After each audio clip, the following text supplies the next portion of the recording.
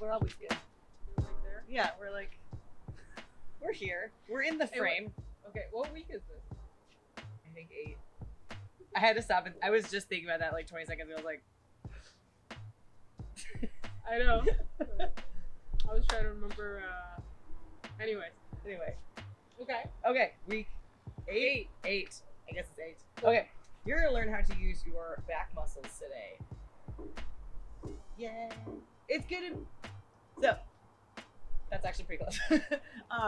It's gonna be very low intensity. It might feel really weird. So basically, why a lot of people have back issues or hip issues or shoulder issues is they don't actually know how to use their back muscles properly because we sit like this. So you're going to learn how to hopefully undo that a little bit. So something called scapular retraction. That's your big word for the day. Your vocab terms. There's a bunch of different ways that you can do this, but essentially the easiest way to do it is like, have you ever seen like a row machine, not like a C2 rower, but like a row like cable machine at the gym? Mm-hmm. That's essentially what this movement is. The problem is most of the time people end up using their arms on this. The body will always do what is easiest to it. Anytime you open up a door, if he's laying up, you use your arms. So your body's not like, let me retract my scapula when you open up a door. That's weird. So it's not difficult once you know what to do, but in the beginning it can feel weird because your body's used to using your arm instead. So what you are gonna do is you're gonna start with your arms just straight out like this. What you're thinking about doing is you're gonna think about taking your shoulders straight back and trying to pinch your shoulder blades together. Yeah. I just cracked my back like 4 times. Your back's like, we don't do this. No. Good, and then relax them forward again. Nice, and then pull them back again.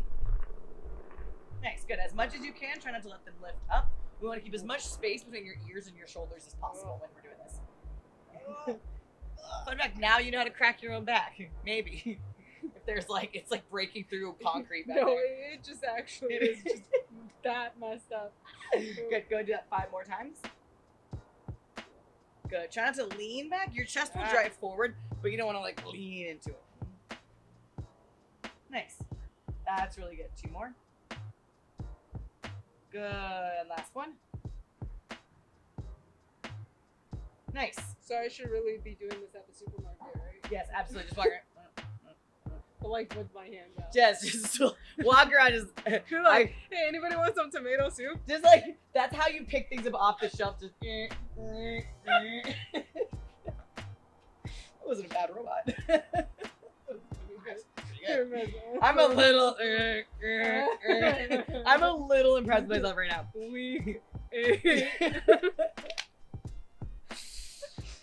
I don't understand technology good enough to be a robot. Anyway, so that's the first step of it. Second step is usually the part where the arms will come too much into play. So they are involved, but they are secondary. So what I mean by that is I start the motion, my shoulders squeeze back, right? From here, my elbows are going to lead. I'm not thinking about pulling or bending my arms. I'm thinking about trying to take my elbows and wrapping them around my spine. What that is, my arms are just along for the ride. I'm not actively thinking about engaging them. If I had a weight or anything that I was doing, if I was like doing that rowing exercise, I would be thinking about, I had a friend who used to call these just your meat hooks. You're just attaching your body to the weight. That's it. That's all they're used for. You might feel your biceps because they are involved, but they should be secondary. I'm stuck on it. Meat hook. Use your meat hooks. That's what we call them. Okay. It's stuck with me ever since. So again, I go here, I pull my shoulder blades back, and I squeeze. I'm looking for about a 45-degree angle kind of out from my ribs. And my arms are just nice and loose. They're really not engaged at all. But what that does is allows me to get a squeeze through the middle of my back. And then as I add in the shoulders and those elbows, it should pinch even more down. So that helps me to engage my back in its entirety. Okay. That make sense? Arms out. You're up here. Yep. You can do it from any angle, but this is the easiest one. And then you go. Yep, shoulders straight back. And then you're going to think about you taking your elbows, trying to wrap them around your spine. Yeah, good. Nice. And then extend back out. How far back do you go? So you want to go till your elbows. That's actually a little too far. You want to go till your elbows are about level. I'm going to move you a little bit. Level with your ribs. So the idea behind this is I want to get my shoulders as far back as possible. Mm-hmm. Sometimes people do this and they go like this, right? If my elbows go too far back, where it's here, right? You see how that pulls my shoulder forward again? So now I can't physically have my shoulder forward and have my shoulder blade pinch back. They're opposite movements. Mm-hmm. So I want to go here, bing, And it's just right about in line with my ribs. Do your hands flare out, or it doesn't matter? It depends on what you're doing. You can do this narrow grip if you're doing the exercise. You can do it narrow grip. You can do it wide grip. It doesn't matter too much. I'm not trying to flare them because that's gonna work kind of a different part of my shoulder. But the nice thing is that I have yet to come across a variation of this movement that I didn't like. So even if you're a little bit off on the angle, the only thing that you don't want is to have your shoulders come up, because that's working your traps right here versus the midsection through your back all the way down. So, but in the end, it's not going to hurt. It's just going to work different muscles. So, arms out again. Good. Pull your shoulders back. Good. And think about trying to squeeze your shoulder blades together as your elbows come in. Yeah, right there. Perfect. And then relax forward. Nice. Squeeze again. Good. 3 more. Nice job. Good. I'm going to put my hand between your shoulder blades if that's okay. Mm-hmm. All right. Think about trying to squeeze my hand. Yeah, so pause it there. I want you to think about, as your elbows come back, use those to pinch my hand even tighter. That initial pinch is great. Use the... Yeah, as you're coming back. So go ahead and extend your arms back out again. Pinch your shoulders. Now try and wrap your elbows around my hand. Squeeze, squeeze, squeeze. Yeah, you feel that? Nice. A little bit. I definitely feel a little bit up here Good, because it good. wants to come up. That's totally fine. It's gonna want to, but we don't let it. Squeeze, squeeze, squeeze. Nice. Good. That was excellent. So movement is really nice. You're getting a good squeeze. The reason that I put my hand between your shoulder blade is because anytime you're trying to learn to engage a new muscle or engage it more, the more you push in on it, it gives your brain kind of a direct connection to that muscle. So it makes it easier to flex and go, okay, this is where I need to engage. So you can also, I mean, you could literally go up against a post and just like, so that you have something physical pushing on it to kind of help you find where that pinch should be. But so every time you cross the street, just go up to a street go up sign. to a post. It won't be weird. Just be like, I'm working on my scapular retraction. Okay, this is grocery shopping. Okay. That's. And then this is the street sign. I feel like we're gonna get sued because someone's gonna do this shit in public, get arrested, and be like, I saw it. I didn't tell him to do it naked. Technically, you can legally do that in Seattle, actually. Fun fact. Next episode. So that's the idea behind scapular retraction.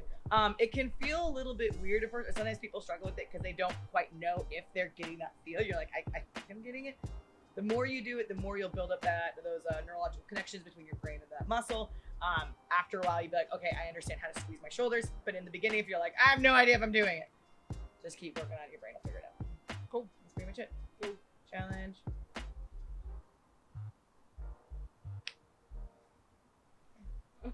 I don't know. Mental challenge. This week.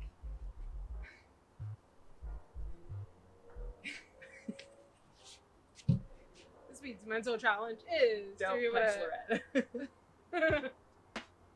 That's a physical challenge. No, the mental challenge is practicing restraint. Okay, so I would like you to think of 3 things that it's always very difficult for you, and I'm not necessarily talking about physical challenges.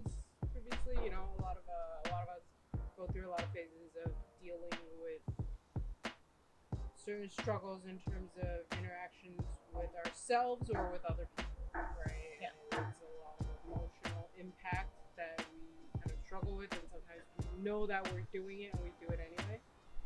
So think of 3 things that you used to kind of struggle with, and even if you do struggle with it now, that, you know, whenever it does come up, you recognize it right away, you see it and you recognize it, and you know, you make adjustments for it, or at least make a mental note to see it afterwards.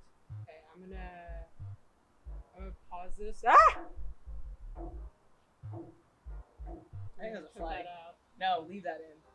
You better leave that in. Basically, give you a little bit of time to think about it, so you're not just being put on the spot and being like, I think I've already got 2. cool.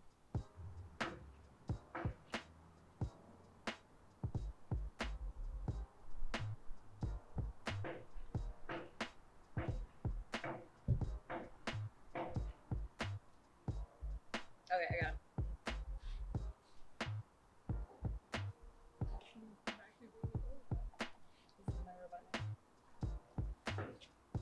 It's called the robot with no rhythm. It's like an old lady dancing at a. Yeah. What do you call this? Anyway, a bingo hall. Yes. Where else do old ladies dance? I feel like that's. I was gonna say something wholly inappropriate. So you used to struggle with, and now at the very least, you recognize it and are either working on it, have worked on it. Okay. First one,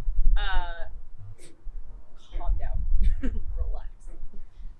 Tying into this, being inappropriately confrontational, like either not confrontational enough or too confrontational, like when I need to like stick up for myself. Do you have an example?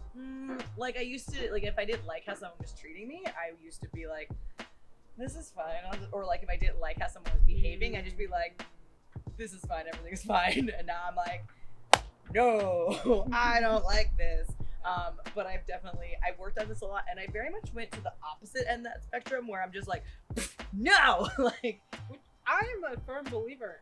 Yes, I also agree that there's not in being super aggressive. There's a time and place but for it. the hard flip. Yeah. To then kind of come back. Yeah, that's pretty much what's happened more. Like I definitely still have times where now I think I used to err more on not confrontational enough, and now I definitely think I err too much on the too confrontational. But I've been working into the middle. So that's one. Two, I think being overly critical, either of myself or others.